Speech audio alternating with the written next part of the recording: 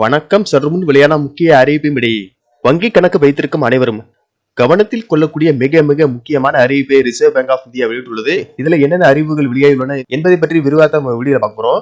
Video கடைசி வரைக்கும் skip பண்ணாம பாருங்க. வீடியோக்குள்ள போறதுக்கு முன்னாடி இந்த வீடியோக்கு லைக் பட்டனை பிரஸ் பண்ணிக்கோங்க. இப்பதான் இந்த சேனலுக்கு ஃபர்ஸ்ட் டைம் வரீங்கன்னா சப்ஸ்கிரைப் பட்டனை பிரஸ் பண்ணிக்கோங்க. கூடவே பெல் ஐகான் பட்டனை பிரஸ் பண்ணிக்கோங்க. வாங்க வீடியோக்குள்ள போகலாம்.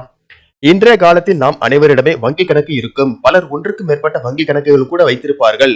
வங்கி கணக்குகளில் பல வகைகள் உள்ளன. அது தொடர்பான விதிமுறைகளும் ஏராளம். வங்கி கணக்கு வைத்திருக்கும் அனைவரும் இது தொடர்பான விதிமுறைகள் பற்றியும் கட்டாயம் தெரிந்து கொள்ள வேண்டும். வங்கி கணக்குகள் தொடர்பாக இந்திய ரிசர்வ் வங்கி தற்போது கடுமையான முடிவை எடுத்துள்ளது. இது ஒன்றுக்கு மேற்பட்ட வங்கி கணக்குகளை வைத்திருக்கும் மக்களுக்கு அதிர்ச்சியை ஏற்படுத்தி உள்ளது. தற்போது வெளியாகியுள்ள தகவலின்படி போலி வங்கி பரிவர்த்தனைகளை தடுக்க இந்திய ரிசர்வ் வங்கி இந்த கடுமையான நடவடிக்கை எடுத்துள்ளதாக தெரிகிறது. வங்கி கணக்குகள் தொடர்பான ரிசர்வ் வங்கியின் இந்த புதிய விதிமுறைகள் வங்கி வாடிக்கையாளர்களை நேரடியாக பாதிக்கும் என்று கூறப்படுகிறது.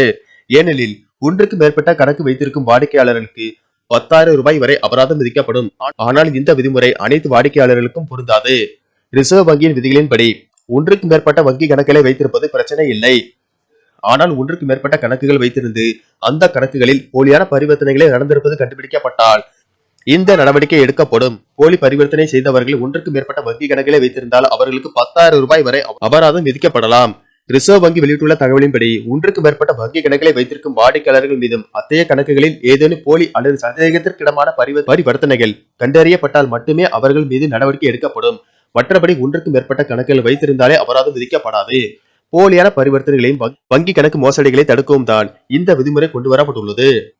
வங்கி வாடிக்கையாளர்கள் மீதும் வங்கிகள் மீது இந்திய ரிசர்வ் வங்கி இதுபோன்ற நடவடிக்கைகளை எடுப்பதும் அபராதம் விதிப்பதும் வழக்கமான ஒன்றுதான். வங்கி சேவையில் வெளிப்படைத்தன்மை மற்றும் வாடிக்கையாளர்கள் நலனுக்கு முக்கியத்துவம் கொடுக்கும் வகையில்தான் இந்த மாதிரியான நடவடிக்கைகளை ரிசர்வ் வங்கி எடுக்கிறது. நன்றி, வணக்கம்.